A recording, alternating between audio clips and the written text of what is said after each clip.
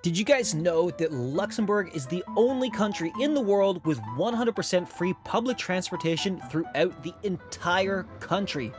Man, I don't know about you guys, but where I'm from, we can barely build a train, let alone offer free services. The 5 on this list are just as legendary as the public transport system, so let's get right into it. Kicking off this list, it's only fitting that we start with Luxembourg City. Unlike Quebec, where they wish it was a city and a country, Luxembourg is actually living the dream.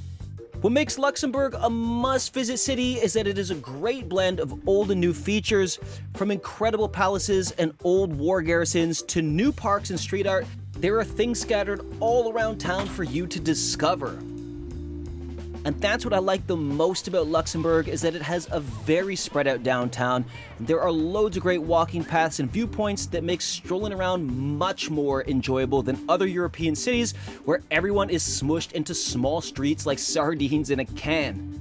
One of my biggest recommendations about visiting the city is go see the old town in the morning, because that's the only time that it gets sunlight. In the afternoon, all this area you can see at the bottom of this bridge is in the shade, so if you want to get nice photos, explore the gardens with the sun, go early, you will not regret it.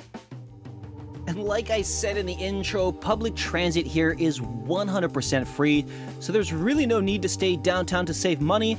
The only problem is that you do get used to just hopping on buses and trams and not paying, making it feel like you're getting ripped off the next time you take a bus outside of Luxembourg. This is definitely one of the best parts of the city, and I even noticed USB plugs on the bus in case this free service wasn't enough. Now this next one on the list is a 3-parter, and I gotta give a big shout out to Jere and Rika for hooking up the info. The Mullerthal hiking trail is unarguably the best in Luxembourg, not just because of its lush forest, but because of these 3 highlights. Connecting these highlights, you will find a trail that is not only well maintained, but it is super easy to do and suitable for all levels of experience.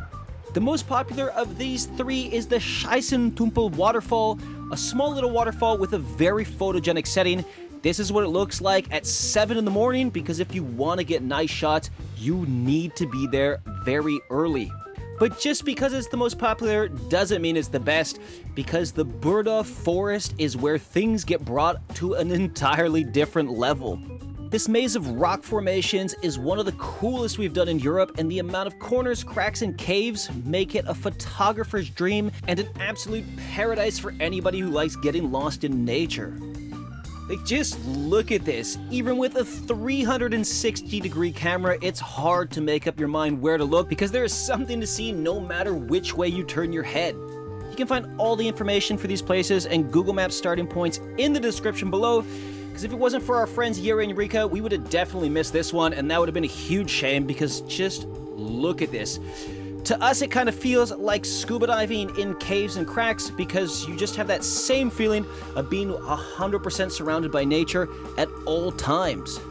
For us, this is arguably our favorite spot in all of Luxembourg, and as you've seen in these last shots, it's easy to see why. Last but not least, and by far the most beautiful water feature on this trail, is the Kallektuffquell waterfall. This swimming hole is fed by a natural spring that is filtered on its way down through the moss before showering down into the crystal clear swimming pond. The perfect place to cool down after a day of hiking, and the natural filtration system here just makes this one of the most legendary swimming spots you will ever experience. Going to Luxembourg and not seeing at least one castle is like going to France and not eating cheese, and although others might not agree, Vianden Castle is by far, in my opinion, the best castle to go visit in the entire country. The reason I say this is because Vianden is much more than just a castle. It is also a village, and the surrounding topography here make this visit one of the most picturesque in the entire country. Just look at this place. The Vianden Castle took over 200 years to build and was built on top of ancient Roman ruins in the heart of this valley that sits on the border in between Luxembourg and Germany. To visit the inside of the castle, it costs 13 euros for adults and 4 for kids, and I'm not going to spoil that surprise by showing you the inside. You will just have to go and see it for yourself. If you guys are finding any of this helpful, make sure to subscribe to Planet Lens, as we've got loads of top 5 and top 10 videos that need to get off our hard drives because we're running out of disk space. Sûre Lake easily gets a spot on this list because this lake is one of very few in this part of Europe, and it is the perfect place to go visit if you want to go swimming in summer. From above, it looks more like a river, and that's because this lake was only 68 years old at the time of filming. Completed in 1957, the dam that helped create this lake was installed so that today we have a serpent-shaped lake that is the foundation for all water activities in Luxembourg. If you want to camp, this is the spot to be, and it is also the perfect spot to be during summer when temperatures hit the mid-30s. It's only 40 minutes away by car from Luxembourg City, so even if you want to do a day trip up here, it is the perfect excuse to head out for a drive. At the head of the lake, you will find the village of Esch-sur-Sûre, and this town is easily a contender for the most beautiful in all of Luxembourg. As you can see here, the village is nearly completely surrounded by water, and then up at the top of town in the middle of this shot here are the castle ruins you can visit 100% for free, where you get a 360-degree panoramic view of town. What I love most about this place is that for a village of this caliber, it is very quiet and lacks all the hustle and bustle tourist BS found in other comparable European villages. And that's really a characteristic that sums up the entire country and why we can't recommend Luxembourg enough, because it is still a place that hasn't had to deal with all the nonsense that mass tourism creates. Alright, moving on to the last on this list, and if you've loved this drone footage so far, you would have really loved the stuff from the Moselle Valley, except I deleted it like a dumbass.